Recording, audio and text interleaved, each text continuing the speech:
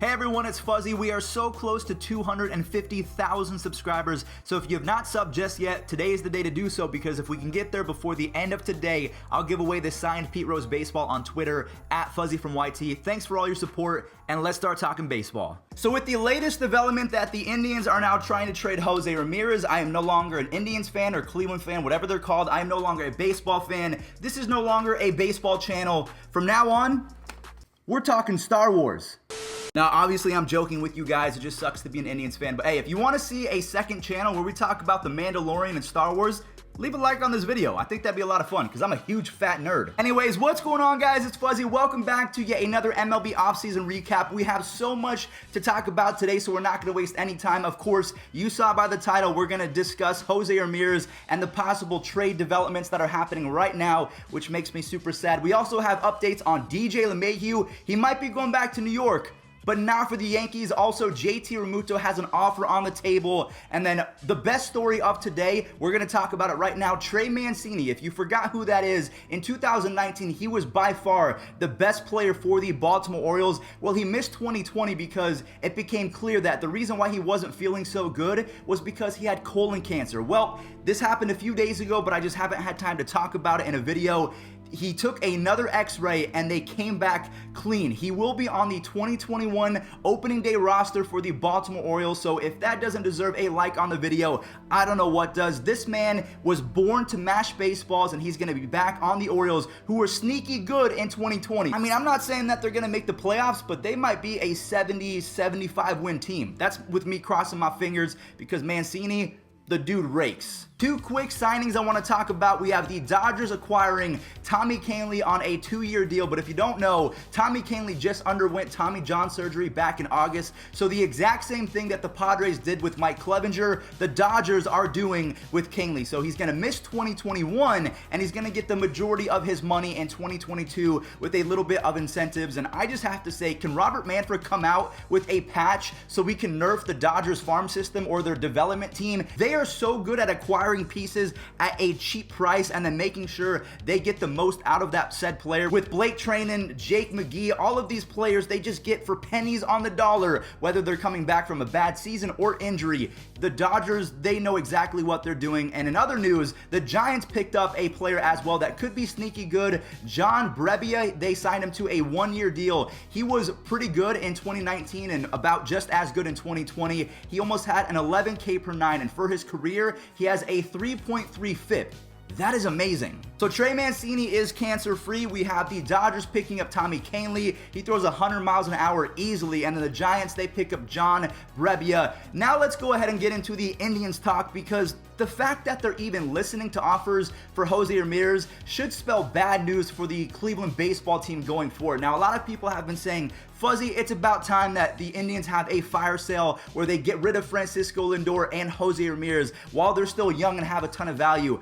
I'm under the impression that Jose Ramirez is actually the best offensive player and maybe even player overall for the Cleveland baseball team, because if we take a look at these stats, from 2016 to 2020 in 30 less games, Jose Ramirez has a higher OPS plus and more WAR, but in 30 less games. That is a big deal, and at 28 years old, Jose Ramirez could be a perfect centerpiece to build around, as opposed to trying to trade him and getting all the value back in return. The Indians have been good at trades and they've been bad at trades, but I will tell you guys right now, he is my favorite player going into the next season, because obviously Lindor is not going to be on the tribe. If they trade Jose Ramirez, I will be accepting offers from other teams. So if you're a fan of another team, please let me know in the comment section down below. Why should I root for your team going forward? Give me a couple reasons, because the Indians, they are sucking the joy out of my soul when it comes to enjoying baseball every single day. I'm not going to give up on them. It's pretty much me being dramatic. But if they trade J-Ram, that's going to really sting. Now, we all know that the Indians are in the American League Central, and the Twins and White Sox have gotten significantly better over the last couple seasons, and especially the Chicago White Sox, because they added Luis Robert. They picked up Jose Abreu a few years ago, and he has really turned around that franchise. Well, they are not done just yet, because if you did not know, Robert and Abreu are both from Cuba, same as Yasmani Grandal and Yoan Moncada. They are trying to build a Major League Baseball team with their best players stemming from Cuba, and they're not done yet, because they just acquired the #1 international prospect I think his name is Yolki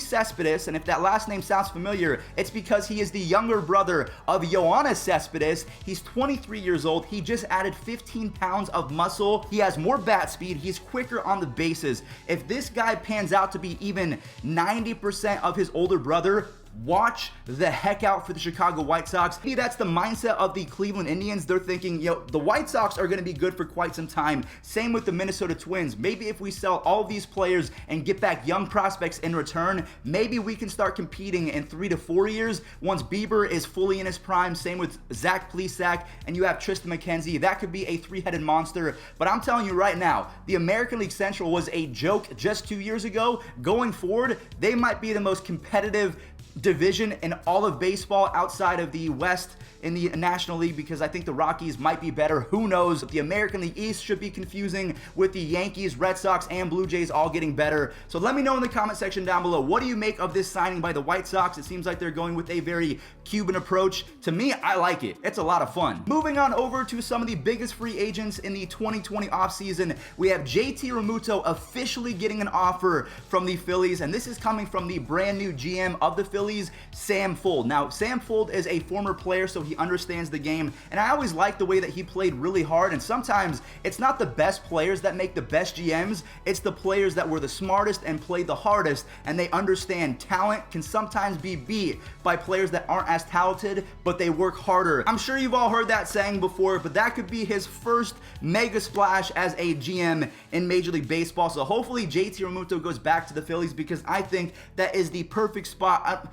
Honestly, no other team in Major League Baseball sounds as good as JT Realmuto to the Phillies. I mean, the Mets were a good fit as well, but let's face it, JT belongs in Philadelphia with his best bro, Bryce Harper. Also, DJ LeMahieu is also someone that should be getting an offer sometime soon, and there have been talks that it could be from the Blue Jays. The Blue Jays have been interested in George Springer and DJ LeMahieu. They are trying to get everyone, and honestly, if they get DJ or George Springer, they could be a force to be reckoned with for the next couple seasons. This is coming from Jeff Passan, so I do put a lot of emphasis into this rumor. DJ LeMahieu would be a great fit in that lineup if we're talking about Toronto, with Bo Bichette, Kevin Biggio, Lourdes Gurriel Jr., of Randall Grichuk, Vladimir Guerrero Jr. That could be a dangerous lineup for the next half decade. We also have reports that DJ could be heading to the Mets. They are in serious talks right now. An offer might be made in the next couple days, probably not until after Christmas, but I want everyone to know going forward that DJ LeMahieu is going to get paid even more than when the offseason actually started. The market for him is getting smaller and smaller, so all of these teams are going to be competing against each other. So I think he's going to get paid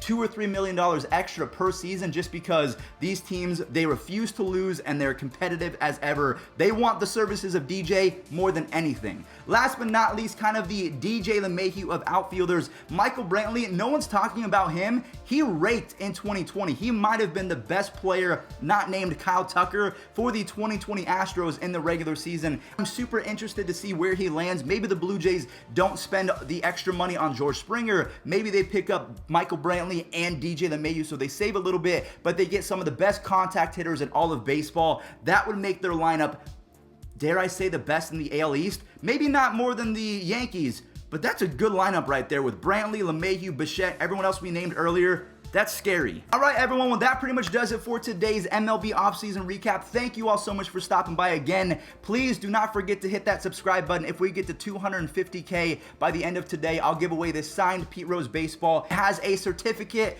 of authenticity, so I'm not BSing you guys. This is 100% real. So a little Christmas gift from Fuzzy to everyone watching for supporting me since the very beginning. You guys absolutely rock. I love you all. Thanks for watching, and stay safe.